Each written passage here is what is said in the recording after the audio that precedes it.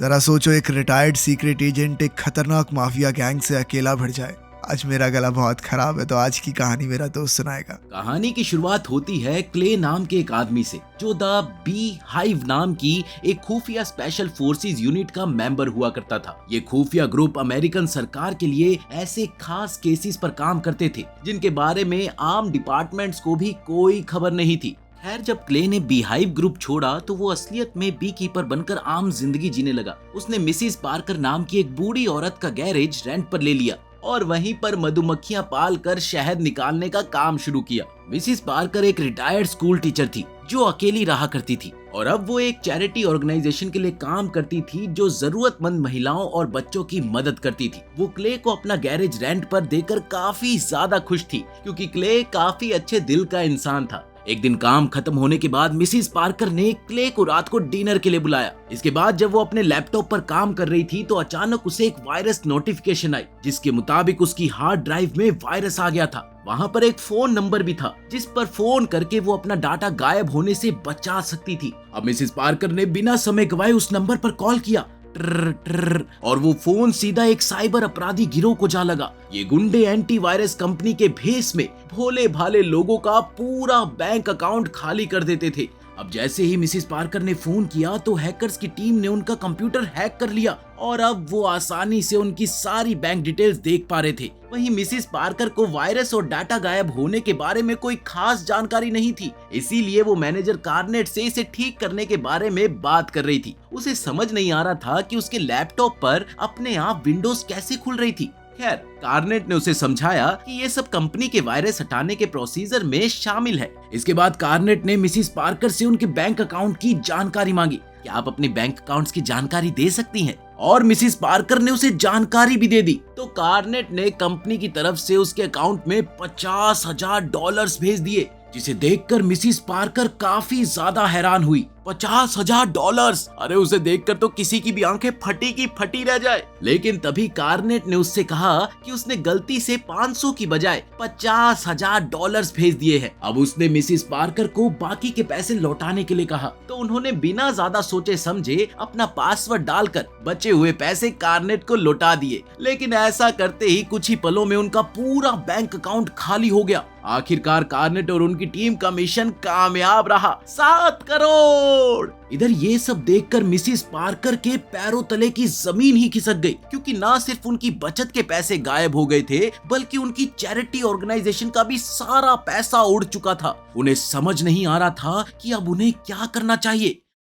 वहीं दूसरी ओर क्ले ने मधुमक्खियों का शहद निकालकर एक कांच के जार में रखा ताकि वो इसे मिसिस पार्कर को तोहफे में दे सके। मगर जब रात को वो डिनर के लिए उनके घर पहुंचा तो उसे एहसास हो गया कि जरूर यहाँ कुछ बुरा हुआ है। उसने बड़ी सावधानी बरती, फिर रसोई से एक चाकू उठाया और जैसे ही वो लिविंग रूम में पहुंचा तो उसने एक बहुत ही खतरनाक मंजर देखा। मिसिस पार्कर की मौत हो चुकी थी और उनकी कुर्सी के पास एक बंदूक गिरी हुई थी। उसी पल अचानक वेरोना नाम की एक FBI एजेंट वहां पर आ पहुंची और उसने क्ले पर बंदूक तान दी। Hands up! अब वेरोना को शक था कि मिसिस पार्कर की मौत में क्ले का हाथ है और सबसे बड़ी बात तो ये थी कि मिसिस पार्कर वेरोना की माँ थी। अब वेरोना ने बिना समय गवाए पुलिस को बुलाया और मिसिस पार्कर के घर की अच्छी तरह से जांच की। इसके बाद पुलिस वाले क्ले को पूछताछ के लिए पुलिस स्टेशन ले गए। अब इधर वेरोना ने अपनी माँ को खोने के गम के बावजूद भी इस मामले की तह तक जाने की ठान ली थी। अब वो खुद घर की छानबीन कर रही थी तो उसने देखा कि उसकी माँ का सारा बैंक अकाउंट खाली हो चुका है और वेरोना समझ गई थी कि उसकी माँ साइबर अपराधियों के चंगुल में फंस गई थी।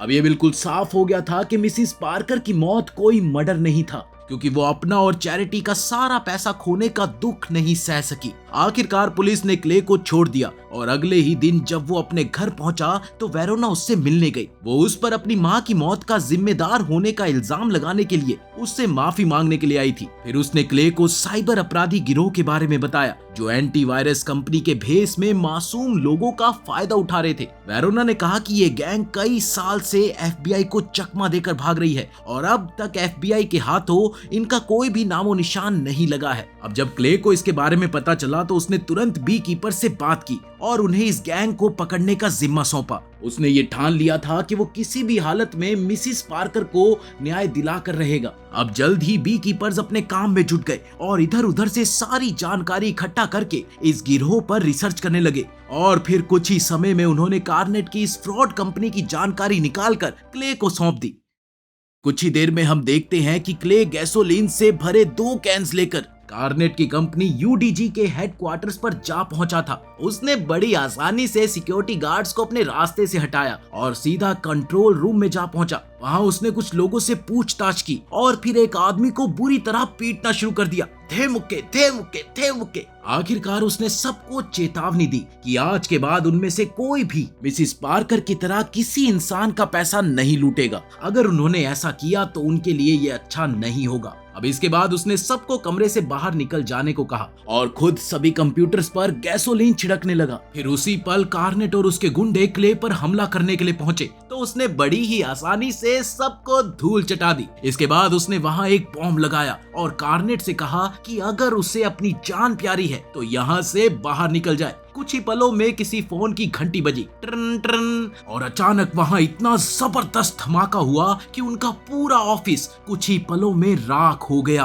अब सब कुछ तबाह होने के बाद कार्नेट ने तुरंत अपने बॉस डैन फोर्थ को खबर की। उसने कहा कि बी कीपर नाम के एक आदमी ने उनके सिक्योरिटी गार्ड्स को मारा और पूरे हेडक्वार्टर्स में बॉम्ब धमाके करके उसे मिट्टी में मिला दिया। अब ये सुनते ही डैनफोर्थ गुस्से से तिलमिला उठा और उसने कार्नेट को कुछ गुंडे बुलाकर क्ले का काम तमाम करने का हुक्म दिया। वहीं दूसरी ओर वेरोना को भी यूडीजी हेडक्वार्टर्स में धमाके होने की खबर मिली तो ये सुनकर उसे मन ही मन में थोड़ी सी तसल्ली मिली। फिर अगले दिन जब क्ले अपने बी फार्म में काम कर रहा था तो कार्नेट और उसके गुंडों ने क्ले के घर का पता ढूंढ निकाला। अब जैसे ही क्ले अपने फार्म से निकला तो कार्नेट और उसके गुंडों ने क्ले के फार्म के सभी छत्ते बर्बाद कर दिए। इसके बाद उन्होंने क्ले का पीछा किया पर सच तो ये था कि क्ले उनके इरादों के बारे में पहले से ही जानता था और वो उनका मुकाबला करने के लिए बिल्कुल तैयार था। जैसे ही गुंडे क्ले के घर पहुंचे तो उन्होंने क्ले पर अचानक हमला बोल दिया मगर क्ले भी कोई कच्चा खिलाड़ी नहीं था भाई साहब। उसने पूरी ताकत के साथ उनका सामना किया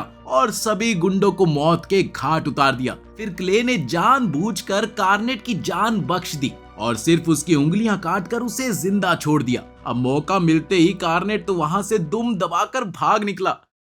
इसी दौरान वेरोना यूडीजी के एक आदमी से पूछताछ कर रही थी तो उसे अपनी मां के घर आग लगने की खबर मिली। वो सब कुछ छोड़कर तुरंत उनके घर पर पहुंची जहां जाकर उसे पता चला कि क्ले के गैरेज को जलाकर राख कर दिया गया था। अब एफबीआई ऑफिसर को वहां मिली लाशों में से एक यूडीजी कंपनी का आईडी कार्ड मिला। ये देखते ही वेरोना समझ गई कि यूडीजी कंपनी के केस में क्ले का ही हाथ था। वहीं दूसरी ओर जब कार्नेट अपनी जान बचाकर भागा तो उसने तुरंत डैनफोर्थ को खबर की कि वो क्ले को मारने में नाकामयाब रहे और क्ले ने बड़ी बेरहमी से उसकी उंगलियां काट डाली। अब ये सुनते ही डैनफोर्थ गुस्से से आग बबूला हो उठा।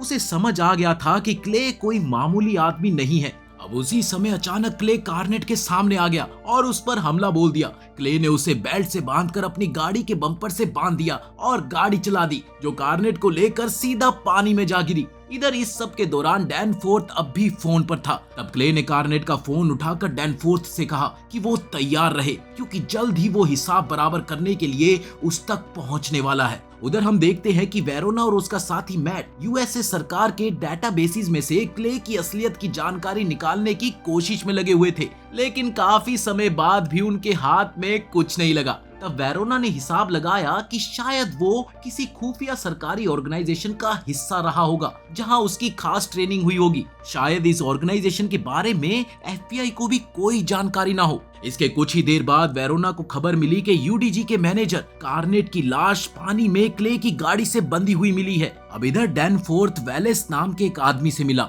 जो पहले CIA का मेंबर था। असल में डैनफोर्थ की मां जेसिका यूएसए की नई प्रेसिडेंट बनी थी और वेलेस उनके कहने पर डैनफोर्थ की सुरक्षा कर रहा था। अब जब वेलेस को पता चला कि बी कीपर नाम का कोई आदमी डैनफोर्थ के पीछे पड़ गया है तो वो तुरंत अपने काम पर लग गया। उसने CIA डायरेक्टर जेनेट को फोन करके क्ले के बारे में जानकारी निकालने का जिम्मा सौंपा। तब जेनेट ने उसे बताया कि क्ले बी कीपर्स ग्रुप से रिटायर हो चुका है। अब उसी समय वेलेस ने जेनेट को क्ले को जान से मारने का हुक्म दे दिया। फिर इसके बाद जेनेट ने बी कीपर्स ग्रुप से बातचीत की और एना नाम की लड़की को क्ले का काम तमाम करने की जिम्मेदारी सौंपी। बाद में जब क्ले एक गैस स्टेशन पर गैस भर रहा था तो अचानक एना ने वहां जाकर उस पर ताबड़तोड़ गोलियां बरसा दी।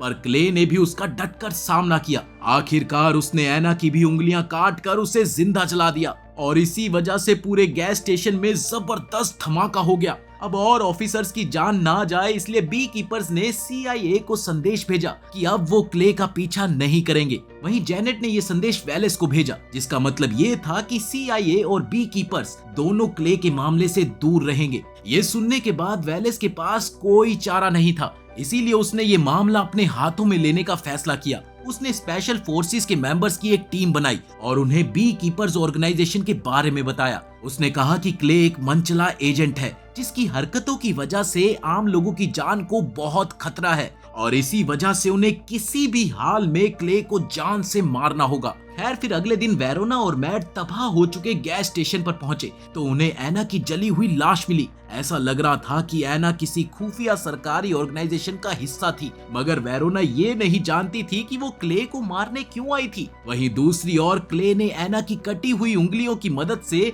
उसके घर का लॉक खोला और उसका कंप्यूटर हैक कर लिया। फिर उसने कार्नेट के फोन का सिग्नल ट्राई किया और जल्द ही उसने डैनफोर्थ की लोकेशन का भी पता लगा लिया। इसके बाद उसने एना के घर से कई हथियार और बॉम्ब्स इकट्ठे किए और अपने मिशन के लिए निकल पड़ा। वहीं दूसरी ओर वेलेस की स्पेशल फोर्सेस की टीम क्ले को मार गिराने के इरादे से डैनफोर्थ की बिल्डिंग में पहुंच चुकी थी। बिल्डिंग के बाहर स्वाट टीम को तैनात किया गया था क्योंकि वो जानते थे कि क्ले बिल्डिंग में हमला करने जरूर आएगा, मगर वेलेस और उसकी स्पेशल फोर्स ने बिल्डिंग में काम कर रहे लोगों को अंदर ही रखा जैसे कुछ हुआ ही ना हो। इस बिल्डिंग में NSU कंपनी का काम चल रहा था जो UDG की तरह ही आम लोगों का पैसा चुराते थे। कुछ ही देर में क्ले बिल्डिंग के बाहर आ पहुंचा और बिना समय गवाए स्वॉट टीम पर हमला बोल दिया। वो इतना जबरदस्त फाइटर था कि स्वॉट टीम का कोई आदमी उसके सामने टिक ही नहीं सका। आखिरकार वो बिल्डिंग के अंदर घुस गया और बड़ी आसानी से वहां काम करने वाले लोगों में मिल गया। पर जल्द ही एक स्पेशल फोर्सेस मेंबर ने उसे पहचान लिया और उस पर हमला बोल दिया। जल्द ही सभी ऑफिसर्स ने क्ले को ढूंढकर उस पर गोलीबारी शुरू कर दी, पर क्ले ने अपनी स्किल्स की बदौलत एक एक करके सबको मौत के घाट उतार दिया। इसके बाद क्ले ने NSU के मैनेजर रिको पर इस कंपनी के मालिक की जानकारी देने का दबाव बनाया। बता कौन है मालिक? रिको काफी घबराया हुआ था और उसने कहा कि इस कंपनी का मालिक बहुत ताकतवर आदमी है जिसका कानून भी कुछ नहीं बिगाड़ सकता। लेकिन इस पर क्ले ने कहा कि कोई भी आदमी इतना ताकतवर नहीं है जो उसके सामने टिक सके। क्ले ने ये ऐलान किया कि वो आम लोगों के साथ ऐसे घिनौने अपराध करने वाले आदमियों को जिंदा नहीं छोड़ेगा।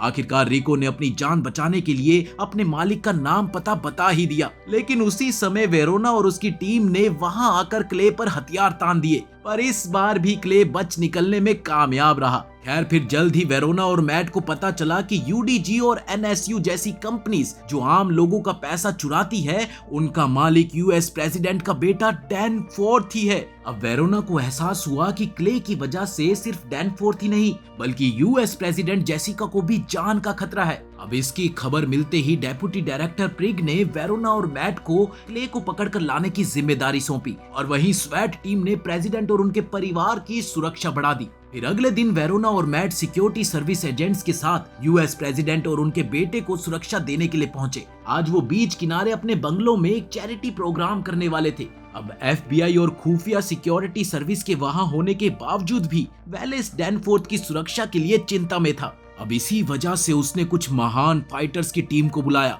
जिनका कैप्टन था लज़ारस। लज़ारस ने बताया कि वो पहले भी एक बी कीपर को मार चुका है और इस लड़ाई में उसकी एक टांग कट गई थी। वहीं दूसरी ओर हम देखते हैं कि क्ले ने बड़ी आसानी से एक ड्रेनेज सुरंग के जरिए ट्रक के नीचे छिपकर वो डैनफोर्थ के बंगले में घुस आया था। जल्द ही उसने एक स्वॉट ऑफिसर को मार डाला और फिर सभी गाड़ियों में बॉम्ब्स लगाकर अपना भेस बदल लिया और इस वजह से वो बड़ी आसानी से चैरिटी प्रोग्राम के लोगों में घुल मिल गया। उधर प्रेग ने प्रेसिडेंट जेसिका को खबर दी कि आम लोगों के साथ फ्रॉड कर रही कंपनीज का मालिक उनका बेटा डैनफोर्थ ही है। फिर जेसिका का माथा थनका और जेसिका को एहसास हुआ कि उसके कैंपेन का सारा पैसा भी इसी गैर कानूनी तरीके से आया था। अब ये सब कुछ जानकर तो वो गुस्से से लाल पीली हो गई।